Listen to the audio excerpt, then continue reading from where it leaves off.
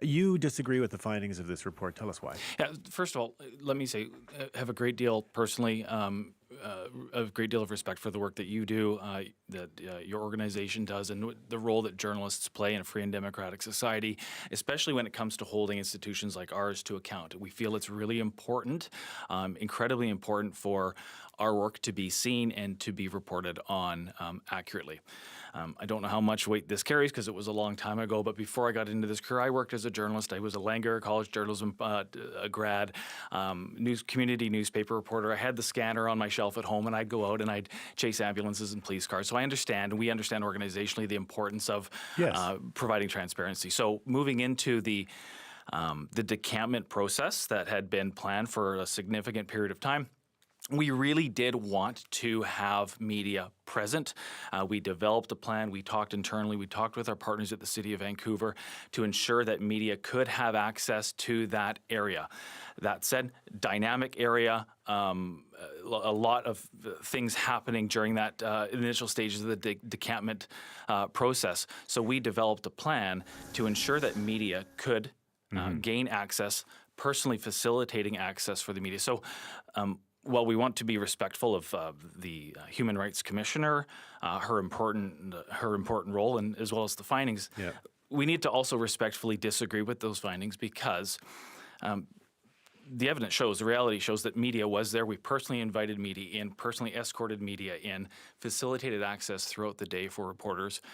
And the reality is we can see that from the images and the reporting that was done, not just at the time of the decampment, but has occurred since. One of our colleagues, Jody Martinson, was down there, and she said she was impeded from accessing, and she actually has a transcript of the conversation she had. So she said to an officer, "I just want to go talk to people. I work for CBC." And the officer said, "No, not right now. Steve Addison is the guy you want to talk to, and he'll give you access here, but he's away with another press conference right now.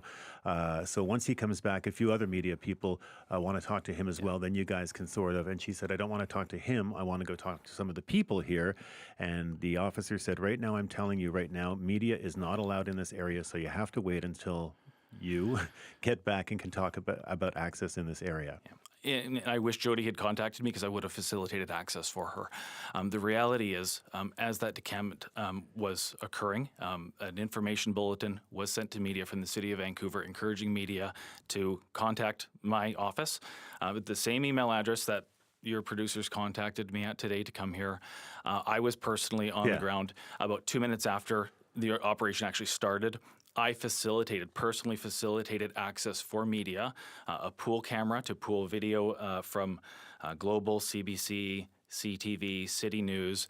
Canadian Press was granted access. Other reporters, as they arrived, were granted access. We communicated to media to contact us to obtain access. I was personally at the site, granting access to people.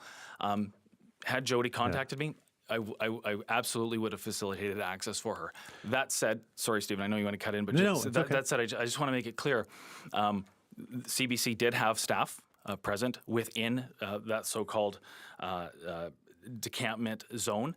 I personally interacted with a Radio Canada reporter. I saw a photographer.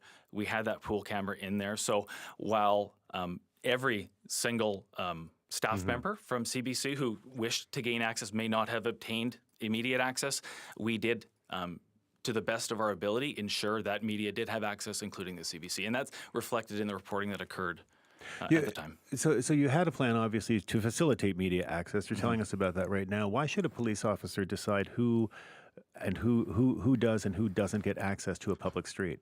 Well, we cordon off areas all the time. Yeah. Where crimes take place. Where police operations take place. Yes. So, for example, yesterday there was a vehicle that drove through a fence in West Vancouver. A gas line was ruptured. Right. We cordoned off that area. Sure. We asked people to stay away for safety reasons. Obviously. There was a 18-year-old teenager stabbed at Eric Hamber Secondary earlier this week. We had police officers on scene. Media arrived. Media, respectfully, remained outside.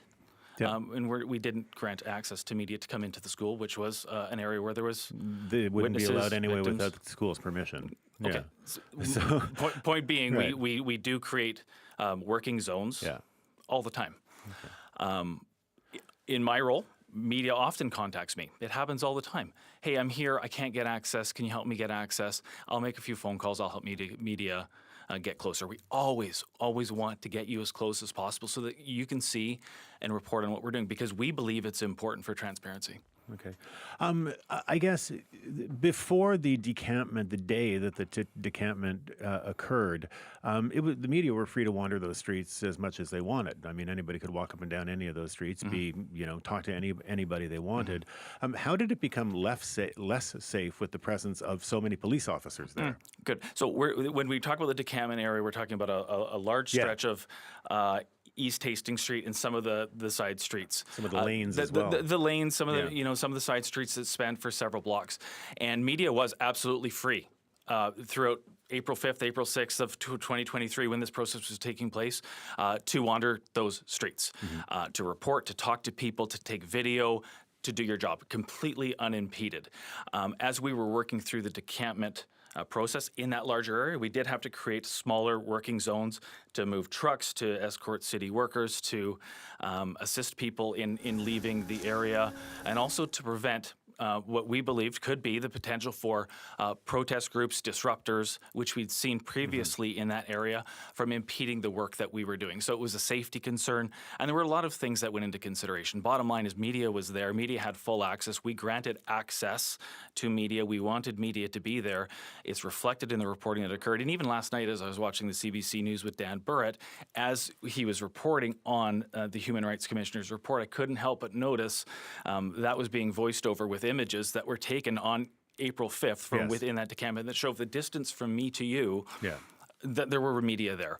So the notion that media was excluded, media was banned, media was prohibited, is not something that jives with objective fact or reality. I don't want to go all back in the day, but you're the one who mentioned that you went to Langara Journalism School and that you had a scanner kicking around. There has been a sea change in the way the police deal with media when it's our job, as you know. We're not doing it for the good of our health, as my mother would say. We're doing it to, we disseminate information to the public. That's what we do. It's harder and harder to get information from the police department. In fact, I would suggest harder than it ever has been in the days of, when you could call a watch commander and go to a scene and they would say to you over the scanner, here's where we're staging, meet us here. And there was a real cooperative relationship between the media and police because we all agreed that the public knowing more was better than the public knowing less. What's happened to that? We absolutely believe that you as reporters should have access to be able to see and report on what we do. We absolutely believe that you should be able to ask us hard questions, which is why we're here today talking. And we will continue to do that. We believe that trust in the work that we do relies on transparency, relies on you, your colleagues in the media being able to ask us hard questions and providing those answers. And has that message gone out to frontline officers who often aren't so happy to see the media there? Well, the reality is I'm a spokesperson for the Vancouver Police Department. When we have frontline officers at an operation like the Hastings Street decampment, those officers were given instructions that if media arrives, have them contact our media relations officer. And with this transcript that you read me from Jody is very clear. Those officers were very clear to Jody, to your staff member, contact Steve Addison, he'll get you access. So yeah, the message does go out. Right, but what the reporter wants to do is go talk to the people who are at the heart of the story, which are those being moved from the encampment. And we facilitated that. We personally facilitated access for media and had that staff member contacted me directly, as they were asked to do. As they were given an email, they were told to contact us.